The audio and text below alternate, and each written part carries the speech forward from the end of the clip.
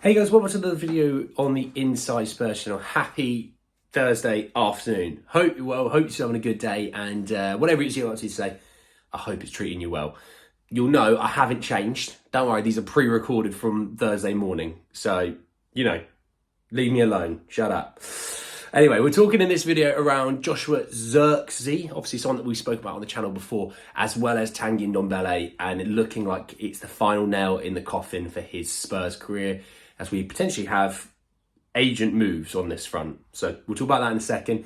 Just want to say, if you're new, subscribe. You're very much welcome to join us for the journey. And if you weren't aware, by the way, I did upload a video before this, which I recorded in the morning as well as this one. And we were talking about Pierre-Emile Højbjerg and the season ticket prices, senior concessions, all those things. So if you haven't seen it, please go back, have a little watch. Let me know what you thoughts and things about both those things as well. But in this video, let's talk Joshua Zirkzee. It came from Ekram, who said that Tottenham are planning to enter the race to sign Joshua Zirkzee. Barcelona, Arsenal, Chelsea, Manchester United, Inter Milan, Juventus and AC Milan have been linked to the 20-year-old Dutch striker. Look, good player. Good player. He's doing very well in the Serie A. Now, the fact is, he's going to have, the majority of Europe after him. It's not just like it's like Spurs, it's AC Milan, and it's Sevilla. It's not. It's not even that. It's also quite a lot of the big boys. So I'm just bringing up his stats for the season. So apologies if you see me looking down. I'm not being rude. I'm not ignoring you either. Forget what your mum and dad used to tell you about people looking down and ignoring you. They're not. I'm still talking to you. I'm still in the room. So, obviously, he is in the Serie A at the moment. He is having a good time with Bologna. So that's why, obviously, AC Milan and Inter Milan obviously have that interest in him. He is, at the moment, 22, so he's still in his young 20s. So he's a guy that is nowhere near his prime, which is the exciting thing. When you look at a player who's doing so well in a top 5 league, and with the Serie A, you'd say it's a top 4 league. I kind of forget about the 5th league because I don't even think Ligue 1 is it's not a top 5 league anymore. I think it's like the Belgian league now. I think it is. Don't hold me to that cross, but I think it is. So I just think of the top 4 leagues. Let's just top 4 leagues. He's a top 4 league player and he's doing very well. When you look at, if my iPad wasn't failing me, we look at this season, he's shown Bayern Munich, hey, you shouldn't have got rid of me. Shouldn't have got rid of me. I'm the guy. You should have kept me. And this is why Bayern Munich want to bring him back, because obviously Bayern Munich have their own issues. I mean, this season, 29 games played, 11 goals, 6 assists. Look, for a guy that young to be moving to a new country, a new language, all these things, you've got to be sort of taking that into account that the guy actually is having a very good season. Plays as a centre forward, can play a bit of a drop back into the second striker role as well. Look, he's a very, very talented player. I think the issue with what we're going to find in this race is so many clubs want him. And this is the issue that I think we're finding with a lot of our deals. Not all of them, you think of Neto. You got Liverpool and Arsenal. You think of Rafinha back in the day, Chelsea, Arsenal, Barca. You think of Inaki Williams, big boys in Spain, Bayern Munich, Chelsea, Arsenal, Liverpool. So at the end of the day, we're not going to win all these, okay? We were never going to win all these. And there's some of them that we're not going to be fully in for. We'll be one of those where you monitor or can you keep us in the loop, that kind of vibe. But there's going to be one or two that you go, that's our chance. That's where we can get them. And we have to be realistic on that. And Joshua Zirkzee might be one that's realistic. It might not be. We shall see. Now, let's talk Tanguy Ndombele. It came from Team Talk. It's a long, old article, okay?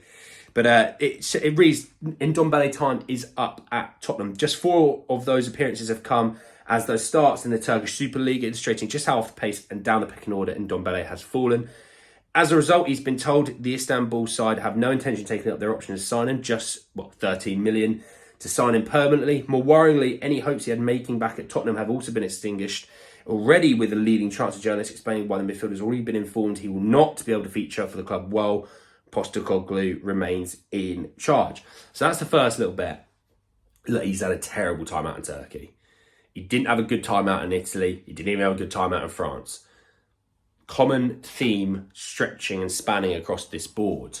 So you're sitting there thinking, well, if he's not done well in Italy, he's not done well in Turkey, and he's not done well in France, where on earth is he going?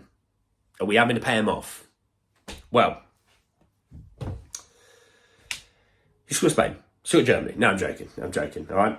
Let me read on. And it goes, he featured 91 times in total for the club. That means he has cost the club £707,000 for each outing he's made for the club and mitigating transfer disaster by Spurs. His deal expires in the summer of 2025, meaning this summer will probably represent Tottenham's last chance to move on from him in any sort of fee. However, there's a fair chance he could even be granted a free transfer to bring an end to his thoroughly miserable saga.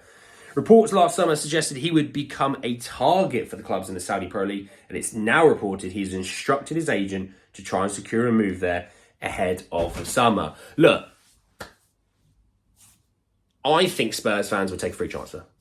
If we go to Saudi, look, you want him, we're happy for you to have him. We'll even take a free transfer as long as you sort his wages. We don't want to be on the hook for any wages. We don't want to pay him for anything. All yours, but we'll give you a free transfer. I think Spurs fans would, one, take that. I think Saudi would take that. And I think that would represent a good deal. Because you're off the hook then. Yes, you're maybe not getting 5-10 million in, but if you're also saving £200,000 a week, £800,000 a month, just shy of £10 million for the year, that's saved. So that's a good deal in itself. Better than, hey, we're going to get 10 mil and we still have to sort out half his wages. Woo. I'd rather just go, we're not sorting out his wages.